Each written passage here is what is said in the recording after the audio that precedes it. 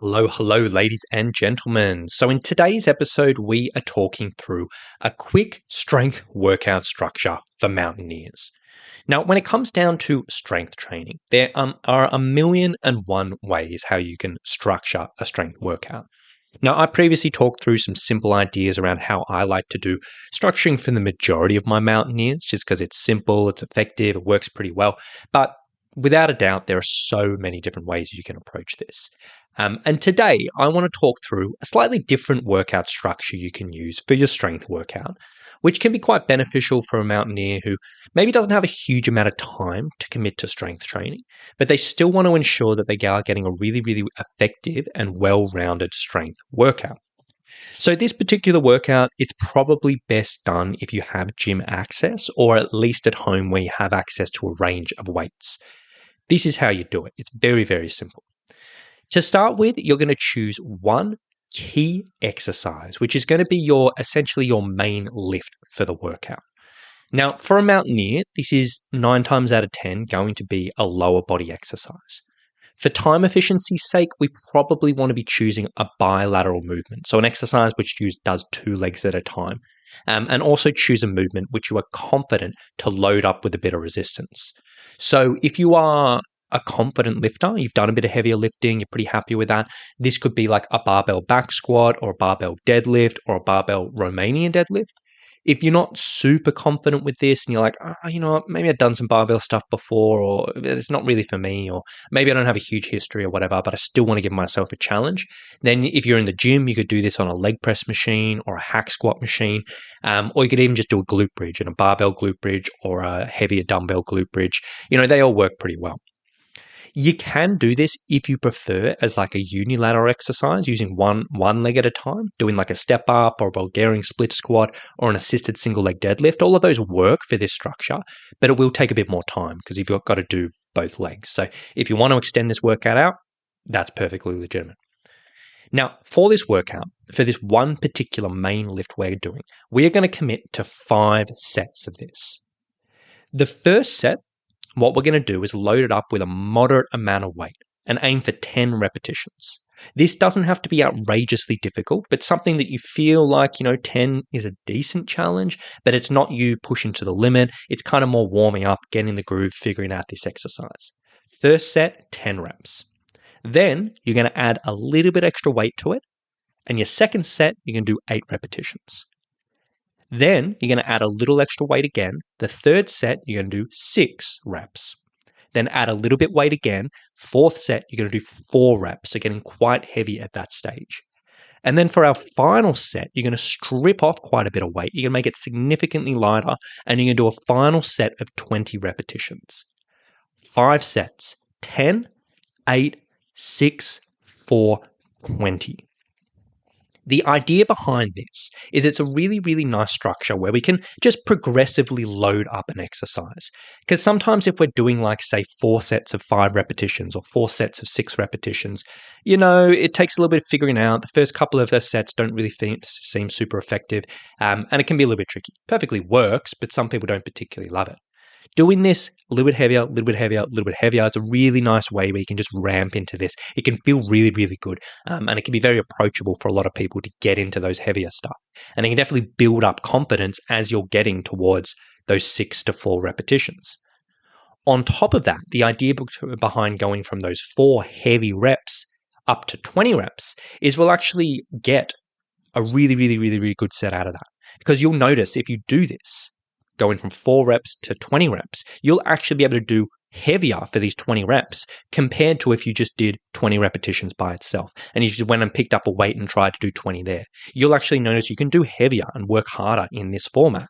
The idea behind this and the reason for this is this comes from what we call priming the body with this heavier challenging work. So you do this heavy stuff, it gets the body ramped up, it gets the nervous system ramped up, it gets it familiar with the exercise, and then you strip weight off and you can absolutely nail that last one. Now, this is a really, really interesting technique you can use in a variety of ways when lifting. We won't dive into all of that today, but it can be really, really cool. So you end up getting 20 reps and a really nice muscular endurance stimulus just to finish things off. Now, a few key points of this particular workout. Now, with any type of strength training, we want to make sure we are smart with our rest. In between each set of our working muscles, we want to be making sure we're giving those legs about 2 minutes as a minimum, probably 2 to 3 minutes of rest. If you're shorter than that and resting 60 seconds, 90 seconds, you're going to be compromising how much you can push in this workout and how effective it can be. So we want to be properly recovered in between so we can challenge our strength effectively and really get the most out of it. Now, some people will do this and sit around on their phone in between and just hang out and scroll through the internet or whatever it may be. But in all honesty, that's a bit of a waste of time. So I would typically say you want to take this 2 to 3 minutes and fill that gap with either an upper body exercise, a core exercise, or even just a mobility exercise. So for example, you may do your squats and then do, I don't know, a core exercise for 90 seconds, have a bit of a breather, away you go. Now, only thing to follow on that is if you are choosing an upper body or core exercise for this, and you can choose really anything, just make sure you choose one that doesn't impact the muscles working on the main lift. For example, if your main lift is doing deadlifts or Romanian deadlifts, which do require a bit of grip strength, like you holding onto the barbell, then probably for your upper body exercise or your core exercise, don't choose pull-ups or chin-ups or even like hanging leg raises, which are going to be working that grip. So that doesn't really get a rest. So just think about that. So that's our main lift of the workout. We're going to mainly focus on 5 sets of that, plus whatever we fill in the gaps with the rest period. After that, you're probably feeling pretty good. We want to fit in a little bit extra into this workout, so it's not just one exercise, but we don't want to take a huge amount of time. So what we're going to do here is just have a little bit of a finish, where we can just basically just get a little bit of work done in a short amount of time. For this finisher, very, very simple. You're going to choose 3 exercises. You're going to choose an upper body exercise, anything you want. You're going to choose a calf exercise, and you're going to choose a lower body exercise. Now, for the lower body in this particular situation, we want to choose an exercise which works the opposite muscles of what you did on your main lift. So, for example, if you, in your main lift, you did a quad dominant exercise like a squat or a leg press or a hack squat, something that's predominantly working your quadriceps, then for this finisher, you want to choose something that's just a bit more hamstring dominant. So something like a glute bridge or a hamstring curl or a single leg or a deadlift variation or whatever it may be, or vice versa.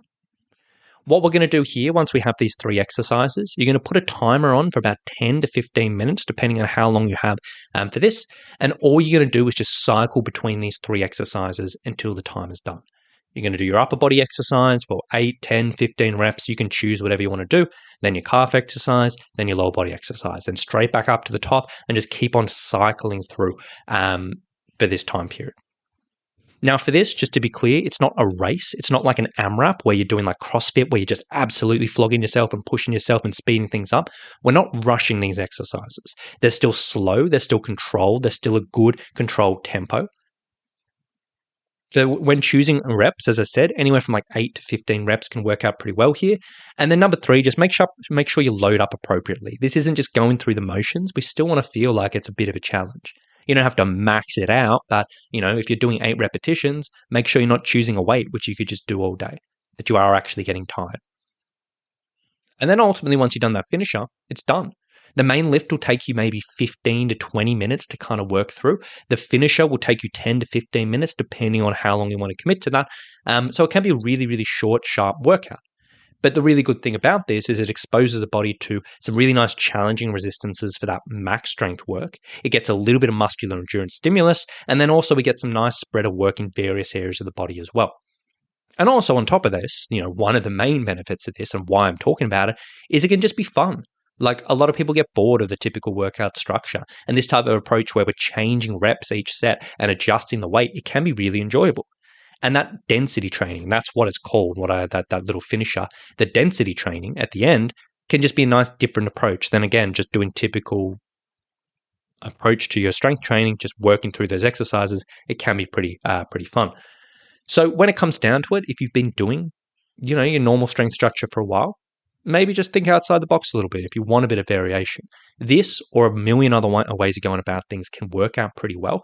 But I like this one as just simple, doesn't take too much thought. The only thing you really need here is just making sure you do have access to weights, which you can change in between sets. But aside from that, pretty straightforward.